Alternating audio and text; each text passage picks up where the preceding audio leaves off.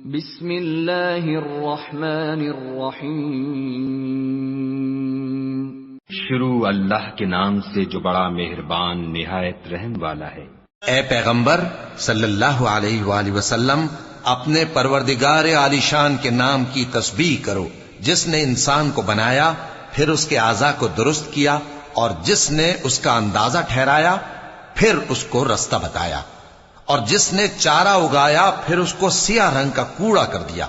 اے نبی صلی اللہ علیہ وآلہ وسلم، ہم تمہیں پڑھا دیں گے پھر تم فراموش نہ کرو گے، مگر جو اللہ چاہے۔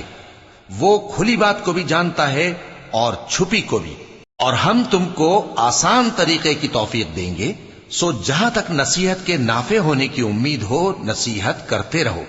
جو خوف رکھتا ہے وہ تو نصیحت حاصل کرے گا، اور بے خوف بدبخت اس سے کترائے گا۔ جو بڑی تیز آگ میں داخل ہوگا پھر وہاں نہ مرے گا اور نہ جیے گا۔ بے شک وہ مراد کو پہنچ گیا جو پاک ہوا، اور اپنے پروردگار کا نام لیتا رہا اور نماز پڑھتا رہا۔